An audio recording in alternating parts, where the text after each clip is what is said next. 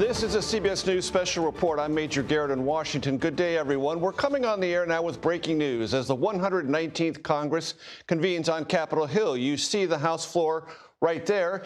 It appears, and that is the clerk of the House, preparing to announce that Mike Johnson, Republican from Louisiana, has been reelected Speaker of the House of Representatives. It took quite some time to achieve this on the first ballot. Some hour and 30 minutes on the first ballot. Johnson was not elected. There were 3 Republican holdouts. He could only afford to lose 1 Republican vote, but after lots of conversations in the cloakroom and interventions by other House Republicans supporting Speaker Johnson, those votes were secured, and Johnson is reelected as Speaker at the start of this 119th Congress. Johnson, of course, was elected Speaker the first time in October 2023 after the then Speaker, Kevin McCarthy, was ousted. That, as you might remember, led to weeks of party infighting that left the chamber in chaos. This is the first time in 6 years here in Washington that Republicans will control the House, the Senate, and the White House. Let's listen to the House floor. The Honorable Mike Johnson of the state of Louisiana, having received a majority of the votes cast, is duly elected Speaker of the House of Representatives for the 119th Congress.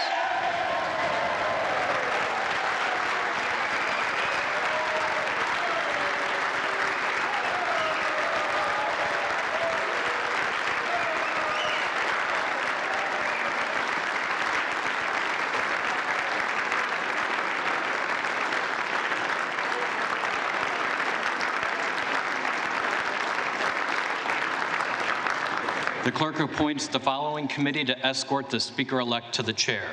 The gentleman from Louisiana, Mr. Scalise. The gentleman from New York, Mr. Jeffries.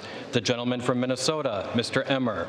The gentlewoman from Massachusetts, Ms. Clark. As the House of Representatives goes through some pro forma procedures to make sure that the election of the new Speaker is formally recognized, I want to bring in our congressional correspondent, Scott McFarland, who joins us from Capitol Hill. Scott, this took a bit of time, but it was an imperative, or certainly a great desire, of Speaker Johnson and his team to secure this on the first ballot after some 1 hour and 30 minutes. It did so. And let me explain what's happening next, then I'll tell you about the drama that led up to this moment. The man you just heard, the man you see there, is Kevin McCumber. He's the U.S. House Clerk. He's actually in charge of the floor until the Speaker is elected. Hakeem Jeffries, the Democratic leader, is going to introduce the new Speaker of the House, same as the old Speaker of the House, Mike Johnson of Louisiana. But this vote went twice as long as it was scheduled to go because there were 3 defectors, the ones you named, and Mike Johnson could only afford 1 defector. One of them was Thomas Massie of Kentucky, who has been a contrarian for many years here, often voted against leadership. He says his vote was not flexible. The other 2, a man named Keith Self from Texas and Ralph Norman from South Carolina, who are Freedom Caucus members who have been jockeying in recent months to try to exert more influence on the powerful Rules Committee, which controls legislation on the House floor, has outsized impact. They voted for somebody besides Mike Johnson, so they kept this vote open.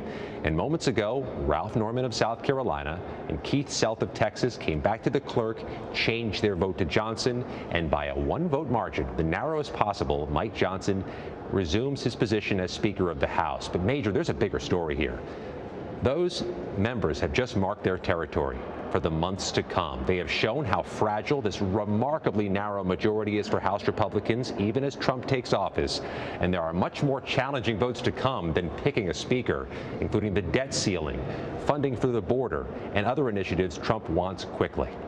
Scott McFarland, just for the benefit of our audience, you mentioned the importance of the Rules Committee. Nothing comes to the floor unless it flows through the Rules Committee, unless it's going to happen via suspension of the rules, and that requires a large bipartisan majority, necessarily bringing in House Democrats as your negotiating partner. So if you're the majority party, the Republicans, and you want the Rules Committee to function, you need it to be an instrument of leadership. But in those cloakroom conversations that led to the 2 votes you just mentioned being switched, we are probably awaiting some definition as to what changed in the minds of those who initially did not support Speaker Johnson and support him now, and the fate and future of that very same Rules Committee. Yeah, I'm sorry for doing this on a Friday, but here's a poli-sci lesson. The House Rules Committee has outsized influence. You can't get things on the floor for a vote without the Rules Committee approving it. If Mike Johnson has done what happened last Congress and put some Freedom Caucus ultra-conservative hardliners on the Rules Committee, things may get jammed up there. And that's been the problem for Republicans over the past 2 years. Things got jammed up in the Rules Committee, so when they got to the House floor, they had to circumvent the rules and have Democrats necessarily vote to pass things. That's why Mike Johnson has had criticism so far. If he has set up the Rules Committee again because of these defections today, the same way it's composed over the last 2 years, they could be traffic jam after traffic jam on big pieces of legislation, and they would need Democrats to pass things Donald Trump wants. That's quite a quagmire. Scott McFarland, as you well know, few people on television enjoy a poli-sci lesson better than I. Friday, Thursday, Wednesday, any day of the week. Speaking of Donald Trump, you invoked the name of the president-elect. I want to turn now to Ed O'Keefe, who joins us from West Palm Beach.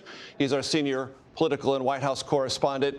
President Trump, President-elect Trump, weighed in on this in several measures. Ed O'Keefe, and in the main, though it took a while, got what he wanted.